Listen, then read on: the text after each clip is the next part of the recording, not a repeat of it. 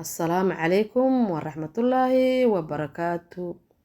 أصحابته وايدين سلامي، أصحابته شرفت بدن سلام قالي ايدين سلامي. وشانل كيني ما أنتنا وحان هايا ونو وذا شيكو أو قصة رب أو دعدي أو سوماليا كونفرتي هذا كدعدي. sheekadan waxay ku socotaa gabar yar oo la dhaha ceebla waxaa dhaleen aabi iyo hooyo oo reer baadiye ah reer miye xoolo dhaqato ah waqtigii sagaashameeyadii 1994gii qaasatan ceebla waxay ahayd gabar yar oo 5 sano jir ah hooyadeed iyo aabaheed waxay dhaleen ceebla 7 gabdhood oo ceebla ku jirto iyo 3 wiil ah 10kaasi dhaleen marka abaaraha dartood ayaa waxaa ka dhacay meeshii ina daaqil isku dagaalo biyihii la isku dagaalo maalin maalmaha kamid ah iyadoo meeshii buuq iyo dagaal ay wax ka taagan yihiin ayaa xabado iyo wax la isku dhaafsaday xabadihii la isdhaafsanayay ayaa ilaahay amarkiis ceebla aabeed ayaa kamid noqday dadkii meeshii ku dhintay markuu dhaawacmay ka bacday saasuu ku dhintay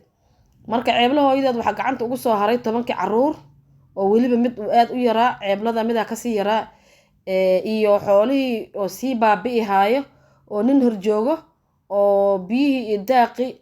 usoo dhicinaa uusan jirin ilmihiin ay yaryar yihiin meeshii oo la kala cararay ummadii kala carartay nin walba ninbow nafta ay ka dhacday meeshii abaarihii iyo gaajadii ayaa waxaa ku imaaday hay'ado ayaa soo raacay oo imaaday qaylo dhaanti meeshii hay'ado imaadeen hay'adahaas imaaday ayaa waxaa kamid ahaa oo annaga qisadeena noogu jiri doono nin iyo naag isqaba gabar iyo wiil cadaan oo isqaba gabadhana la dhaha ninkana la dhaha Peters iyo Ann Woods iyo Peter Woods Mr and Mrs Woods la dhahay ayaa meeshii imaadeen oo dadkii maxay ahayd samafalayaashii kamid ahaa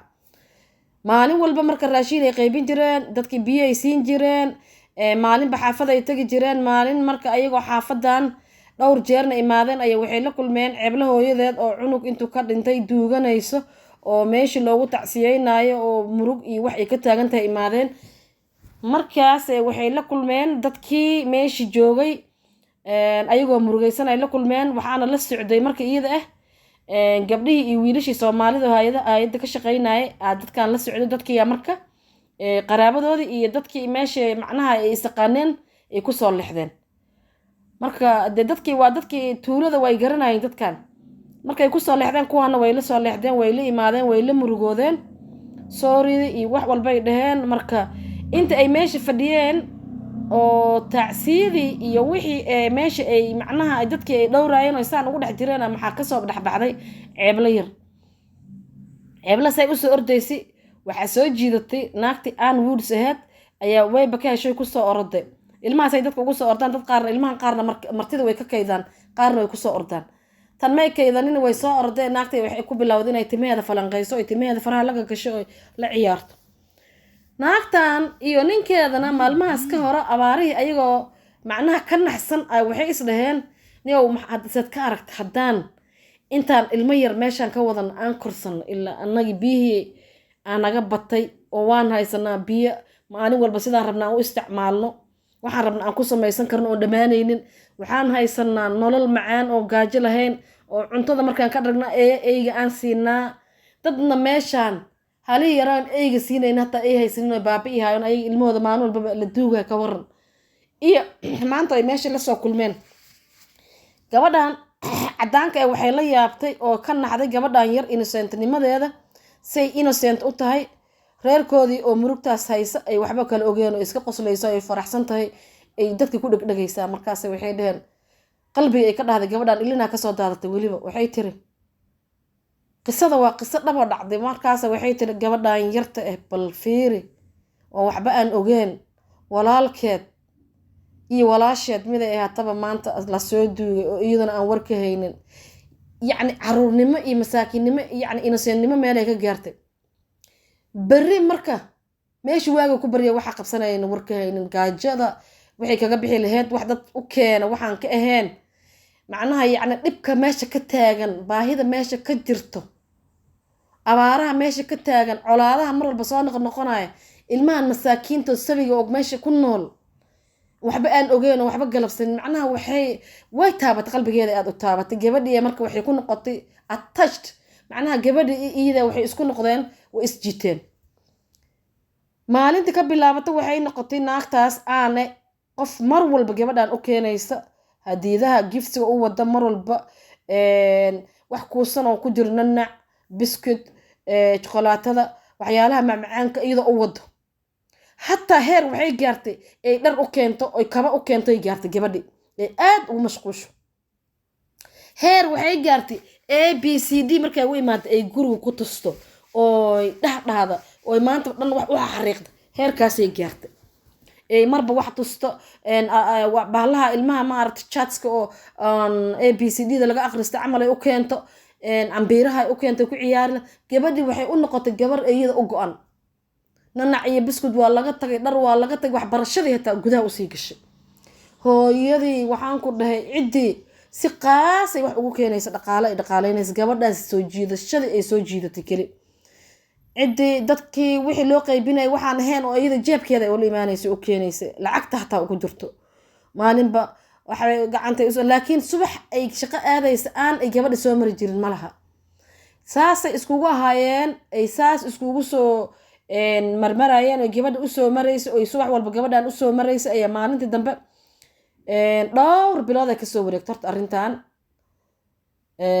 intii gabadhaas meesha ay baratay reerkaas ay baratay oo cunuga maalintii gabadhan uu ka dhintay ilaa gabadhan yar ay isbaranayeen intaas dhexdooda dhowr bilood ay ka soo wareegatay gabadh yareed aad ay u baratay marka haydaas ay dhahaysaa markay aragta aanti hata ay dhahaysaa magaceeda ay baratay si qurux badan ay isu barteen maalin maalmaha kamid ah marka waxay la tashteen gabdhihii iyo wiilashii Soomaalida ay hay'adda ka shaqeynayay waxay ku dhaheen maanta waxaan rabnaa maadaama oo annaga contractgeeni meeshan ay dhamaatay oo dad kale lagu soo bedeli raba waxaan rabnaa inaad cidii ceebla iyo anooga turjubaantiin ceebla hooyadeeda ay geysid maadaama aabaheed uu nooleen ceebla hooyadeed inaad noo geysiin oo nooga turjubaantiin aan rabi lahayn maxaa gabadhaas ceebla inaan ka xisana aan rabnaa bal nooga turjubaama Allah markaas ay ku wiilashii Soomaalidii gabdhii ay alla kuwaan maxaa ka qaldan bismillaahir rahmaanir rahiim cidaas bay u maleynayeen inay saan ay wax ku siinayeen adiga calay kulli xal dafa la dheereerkii loo tagay waa la fariistay maamadii gabadha dhashay waa la hadlay marka way u turjubaaneen waxay yiraahdeen annaga gabadhan waan jeclaan iyadana wayna jeceshahay waxaan rabi lahayn inaan nolol fiican ay nagula noolaato maadaama hadda anaga contract inta nooga dhamaatay ceebla kama tagi kari aniga ceebla kama tagi kari waxaan rabay inay kula soo xiriirto anigana aan ka haysto xagga aan geeyo sidaas aan rabnay waay marka gabadhaanayta kama tagi karnaba marka waxay tiri ani gabadha aabeed uu dhintay laakiin reerkooda ka mas'uul adeer iyo dad bay leedahay ani naftirkeyga dad ay la dhashay dadkaas inaan aragno waay dadkii waa la wargeliyay oo gabadha qaraabadeeda ahaa dhinac aabay dhinac hooyo waa la isu imaaday waa la fariistay naagta inta waa loo kaxin waay inta waa loo wadi waay oo hin ay meesha iska qabsataba naagta cadaanka ahayd aniga gabadhan nolol fiican oo siina weyla noolaani wax barashaan siina kada wa kada saana u yeela markaas waxaa la dhahay gabadha wax barashada waxa nooga muhiimsan anaga islaam baan nahay diinteeda nooga muhiimsan idinkana hadee ma dhalin diin islaamna ma haysatiin marka waxa waaye taas aan isku keenaynin waaye gabadha anaga ma rabno intay meesha tagto ay gaal naga noqoto ay doofaar cunto ay qamri cabto ay maxay ahayd gaal ay noqoto ma rabno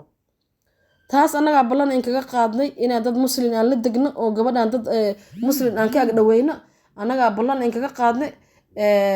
marka waxaan doonaynaa gabadha inaan nasiisin taasna waa balan waaye hadda saas yeelaysiin waayaha la dhahay gabadhii marka haday balantaas qaadeen gabadhii ceebla ahayd dadkii lagu wareejiyay marqaatiya loo sameeyay gabadhii naagtii isjeclaa sidii lagu sii gabadhii hooyadeed ma salaameysay subaxii dambe diyaarada la saaray Yurub ay ka dhacday ceebla yariisay Yurub la geeyay marka ceebla Yurub markay tagtay nolol baa uga bilaabatay nolosha uga bilaaban doonto Yurub iyo waxay iska bedeli doono siday ku kori doonto koritaankeedii cidooda ma soo garan doontaa ceebla ma cadaanay noqon doontaa Soomaalinimada ma ka tagi doontaa ma waxba ima is ogaan doontaa wixii meeshaas ka bilaaban doona part 2 ajalka part 2 yeelan doonaa kan waa nagu yara dheeraaday asxaabay hadda dadka igu cusubow subscribe ta saara subscribe dhaha meesha subscribe ta saas u riixa like ta saara ina share garee intaas baa maxay ahayd supportkiina waa intaas halaas ay ugu support gareynaysiin. Assalamu alaykum warahmatullahi wabarakatuh till next time.